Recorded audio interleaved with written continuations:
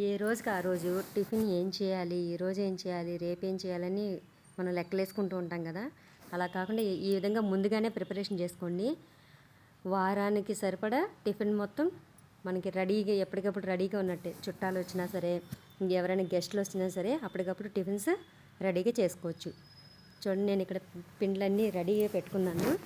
మీకు ఆ ప్రాసెస్ కూడా చూపిస్తాను.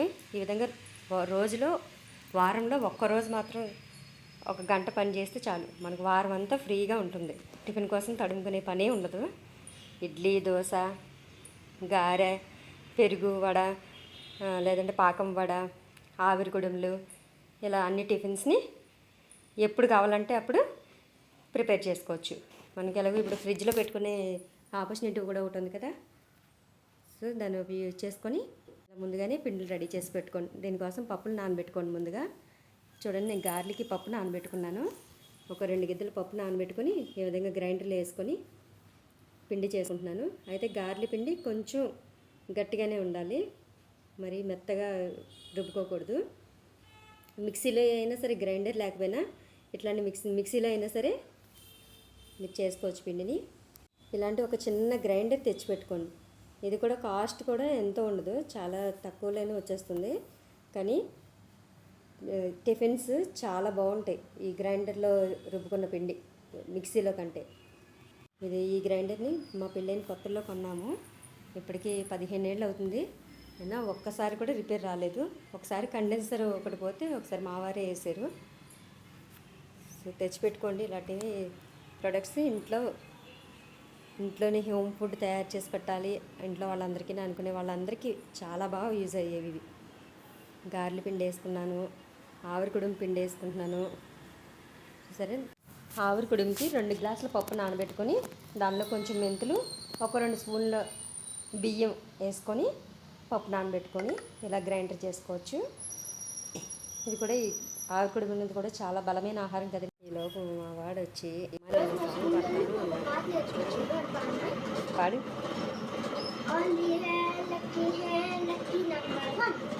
One is sun. Sun lekada sun lekada sun lekada sun. Only hand lucky number 2. 2 is zoo. Zoo lekada zoo lekada zoo lekada zoo. Only hand lucky number 3. 3 is free. Free lekada free lekada free lekada free. Only hand lucky number 4. 4 is 4.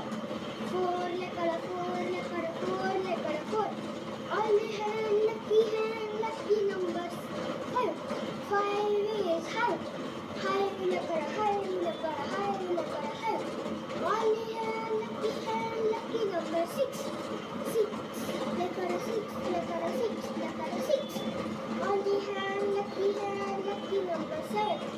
7 is heaven. Heaven lekada heaven. Only hand lucky number 8. 8 is weight. Weight lekada weight. Only hand lucky number 9. 9 is shine. Shine lekada shine. Only hand lucky number 10. 10 is fun. Fun lekada fun. మనం పని చేసుకుంటూ ఉంటే మధ్య మధ్యలో పిల్లలు వచ్చి ఏదో ఒకటి ఇలా అడుగుతూనే ఉంటారు కదా. ఇది అందరి ఇళ్ళలో ఉన్న చాలా కామన్ విషయం. చూడండి, గ్రైండ్ తిరుగుతూ ఉంది. ఇక్కడ నేను గార్లి పిండి రెడీ చేసుకున్నా. దీనిలో ఉప్పు వేసుకొని బాగా బీట్ చేసినట్టుగా ఇలా కలుపుతూ ఉండాలి. అప్పుడు మనకి పెరుగు వడ చేస్తున్నాను. పెరుగు వడ చాలా సాఫ్ట్గా వస్తాయి. ఇదే పిండితో పెరుగు వడ చేసుకోవచ్చు, బెల్లం గారెలు కూడా చేసుకోవచ్చు. అది మీకు చూపిస్తాను ఎలాగో. చూడండి, స్టవ్ మీద బాండి పెట్టాను కదా, ఆయిల్ బాగా హీట్ ఎక్కనివ్వాలి. ఇడ్లీకి కూడా పప్పు నానబెట్టాను. ఆ పప్పు వేసి గ్రైండర్ చేస్తే ఇలా మెత్తగా అయిపోయింది. మనం కడిగి పెట్టుకున్న రవ్వలో ఈ ఇడ్లీ పిండి కూడా వేసి మిక్స్ చేసుకుంటాము. ఇడ్లీలు పర్ఫెక్ట్గా రావాలంటే నేను ఇక్కడ ఒక టిప్ చెప్తానండి. హోటల్స్లో కూడా ఇదే చేస్తారు. అయితే మనం కడుక్కుంటాం కదా రవ్వ, దాన్ని పూర్తిగా బాగా గట్టిగా పిండేసినట్టు కాకుండా నీళ్లు వదిలేస్తే సరిపోతుంది. దానిలో మెత్తగా గ్రైండ్ చేసుకున్న పిండిని కలిపేసుకుంటే పర్మిట్ చేసుకుంటే సరిపోతుంది. అలాగే ఇడ్లీ పిండి తీస్తాను కదా, ఇప్పుడు దోశ పిండికి వేస్తున్నాను. దోశ పిండిలో నేను కొంచెం బొరుగులు, అటుకులు, బియ్యం, మిల్లెట్స్, ఏదో ఒక మిల్లెట్, జొన్నలు ఉంటే జొన్నలు, రాగులు కానీ కొర్రలు కానీ ఏదో ఒకటి, ఏ మిల్లెట్స్ ఉన్నా సరే దోశలో మాత్రం ఒక మిల్లెట్ కంపల్సరీగా యాడ్ చేస్తాను. ఇక్కడ నేను కొర్రలు యాడ్ చేసా. చూడండి, రవ్వ, ఇది పప్పు, మినపప్పు. నేను పిండికి పొట్టు మినపప్పే వాడతానండి అన్ని పిండిలకి. దోశకి 1 గ్లాస్ మినపప్పుకి 2 గ్లాసుల బియ్యం, 1 గ్లాసు మిల్లెట్స్, నెక్స్ట్ ఇంకో గ్లాసు బొరుగులు, అటుకులు కలిపి తీసుకోవాలి. ఇది మొత్తాన్ని గ్రైండ్ చేసుకుందాము. ఈలోపు మనం బాండీ పెట్టుకున్నాం కదా, ఆయిల్ కూడా హీట్ ఎక్కింది. ఇలా పక్కన వాటర్ రెడీ చేసి పెట్టుకోవాలి. మంచినీళ్ళు తీసుకొని ఒక గిన్నెలో వేసి అలా పక్కన రెడీ పెట్టుకోవాలి. ఈలోపు గారెలు వేస్తున్నాను. ఉల్లిపాయ గారెలు చేసుకోవచ్చు. పండగలప్పుడైనా సరే ఇలా ఈజీగా పిండిలు రెడీ చేసి పెట్టుకున్నాం అనుకోండి, అప్పటికప్పుడు గారెలు వేసి మనం నైవేద్యం కింద పెట్టేయచ్చు. గారెలు వేస్తాను కదా, ఇవి వచ్చి పెరుగు గారెలకి. చూడండి, పిండి ఇలా గారెల కింద వేసుకొని మెత్తగా ఉండాలి ఈ పిండి అయితే. పెరుగు గారెలకు కానీ పాకం గారెలకు కానీ పిండి మెత్తగానే ఉండాలి. గారెల్ని చక్కగా అటు ఇటు తిప్పుకుంటూ కొంచెం బ్రౌన్ కలర్ అయ్యే వరకు కాల్చుకోవాలి. చూడండి, ఇక్కడ బుడగల కింద వస్తున్నాయి కదా, తగ్గిపోయే వరకు కాల్చుకుంటే మన పిండి ఉడికిపోయినట్లే. తీసుకొని ఇలా మంచి కలర్ వచ్చిన తర్వాత తీసి మనం ముందుగానే వాటర్ రెడీ చేసుకుని పెట్టుకున్నాం కదా మంచినీళ్ళు, ఆ నీళ్ళలో కూడా కొంచెం ఉప్పు, పంచదార ఒక్కొక్క స్పూన్ వేసి ఉంచుకోవాలి. వేసి ఈ గారెలు తీసుకెళ్ళి ఆ వాటర్లో వేసేయాలి. మనకి ఇది ఆయిల్ ఫుడ్ కూడా కాదండి, చాలా హెల్దీ పెరుగు వడ అనేది. మన పూర్వకాలం నుంచి వస్తున్న వంటకం కదా ఇది. చూడండి, అన్ని గారెలు తీసి నేను వాటర్లో వేసుకున్నాను. అలానే కొన్ని గారెలు పాకం గారెలకి, బెల్లం గారెలకి రెడీ చేసి పెట్టుకున్నాను. కొన్ని గారెలు వీటిని అయితే వాటర్లో వేయకూడదు, ఇలా పక్కన పెట్టుకోవాలి. ఎందుకంటే మనం వేడి పాకంలోనే వేస్తాం కాబట్టి అది సరిపోతుంది.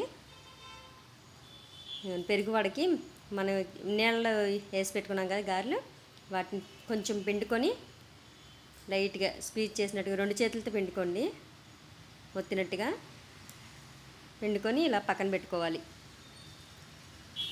వాటర్ లేకుండా ఉంటే సరిపోతుంది. ఈ ఆయిల్ అంతా కూడా దీనిలో పోతుంది. ఆయిల్ ఫుడ్ కానే కాదు అసలు, హ్యాపీగా తినచ్చు డైటింగ్లో ఉన్న వాళ్ళైనా సరే.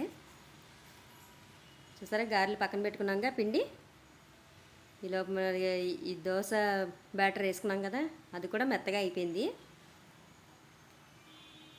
చూసారా, గ్రైండర్ తిరుగుతూ ఉంది, ఇది కూడా మెత్తబడిపోయింది. దీన్ని కూడా ఇంకా గ్రైండర్ ఆఫ్ చేసి దీన్ని కూడా పర్మిట్కి పక్కన పెట్టేస్తే సరిపోతుంది.